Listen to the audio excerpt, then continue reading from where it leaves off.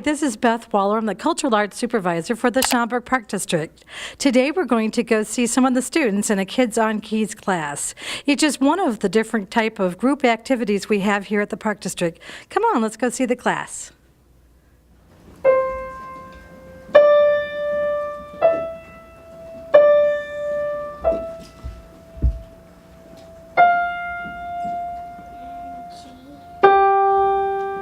So I'm in with one of our great instructors, Carter Schultz. Can you tell me a little bit about this Kids on Keys class? For this particular class, there's a lesson plan as we go through the Fabian books. Try to keep them all on the same page and go through the concepts very slowly because they're usually younger kids, so they need a little bit more time to grasp some of the musical concepts. But just kind of slowly going through the primer A until they're ready to move on to the next book and then the next class with it.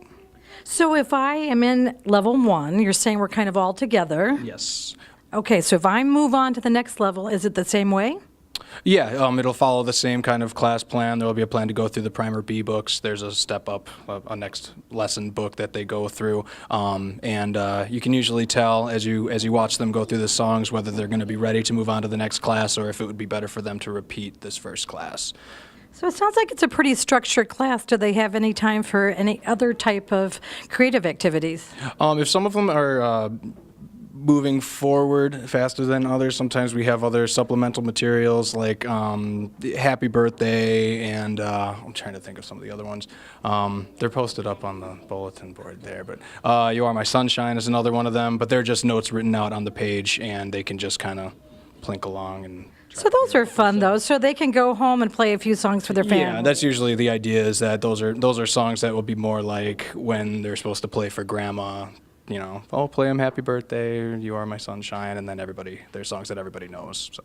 So these classes are theory classes, so they're learning a lot of different things about the actual musical scales, all that sort of thing? Well, scales are a little bit more advanced. This is more so like rhythm. For some of these kids, this is their first, their introduction to music.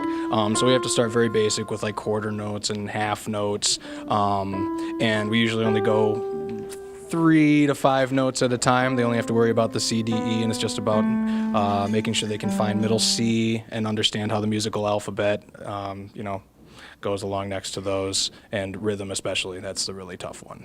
So are they primarily using their right hand with the treble, or are they adding anything else? Oh, no, it does both hands, but one at a time. So they start off in the right hand, and then after a couple pages, maybe 4 or 5 songs of that, they'll introduce the left hand, and it'll be left hand only, which is good because later it's when they're practicing on harder songs, it's good to separate the hands, and so I feel like it's trying to teach them that early on. That sounds wonderful. So they're learning both with their right and left hands. Yes. They're learning middle C. They're getting basic concepts and also maybe some other fun songs. Yeah, I'm trying to. There's like Old MacDonald in there, and Jolly Old Saint Nick is the big 2-page finale of the first book. But a lot of the other ones are just simple sequences of C, D, and E, and A, B, C, and So we're sitting here with the class playing, but we're not hearing anything. Why is that? Oh, they're all all the sound is being fed from the keyboard into their own headphones. There's a master box that I can plug into any of the headphones at any time and listen to them. I usually like to unplug them and walk around and listen to them out loud, though. But yeah, it also makes it so it's silent for the rest of the class. So as they're practicing, it's not disturbing the rest of them, and it's not just a cacophony of piano sounds. So everybody's on the same page, but they're practicing at their own level, and they can hear themselves so they can make any corrections. And you're saying you can also hear them when you're on headset. Yes, and I can also plug into their headphones and listen to what they're playing. I can also cut the sound of their headphones and make it so that only my piano is the one being fed to all of their headphones, which is something that I think impresses them. Well, sure, because they can hear the actual tempo and okay. Also, so these are Clavinovas, so they have a nice weighted key. Can you tell us what's good about that? Weighted keys is important for practicing because it mimics in a piano. You have a hammer that the key is pressing to fire against the strings. A lot of cheap keyboards will just be literally just plastic buttons that depress a sensor. These will mimic that weight of the hammer that an actual piano would have, so that there's no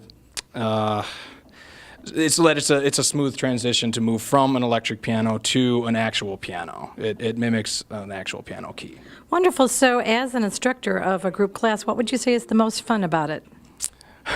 The kids are so funny. It's funny to see all their little individual personalities, and everybody approaches music differently. And so when you're talking to them at such a young age, you can kind of see, I don't know, you can project where their personality might take them musically, and what about music really inspires them.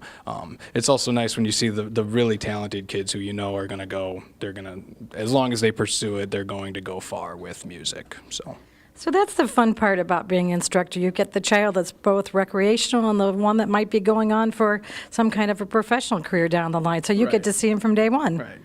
I know you guys have talked about quarter notes and half notes, right?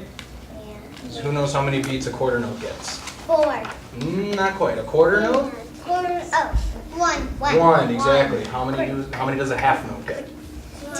2, exactly. Did you guys learn about dotted half notes last week? Yeah. Okay, so you know that there were 3.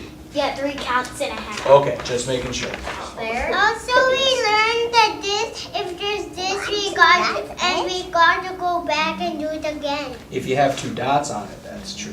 When it's just 2 big, thick lines like that, that means you stop. You just stop. The song's over. End of story. I see some great songs here. What are you practicing? Take Me Out to the Ball Game and Happy Birthday. Wonderful. And what's your name? Kaylin, How long have you been playing? not much. So you just kind of started out and you're already playing Happy Birthday and Take Me Out to the Ball Game? Mm-hmm. Do you play for your family at home? Yeah, So do you think you'll keep taking piano for a while? yeah.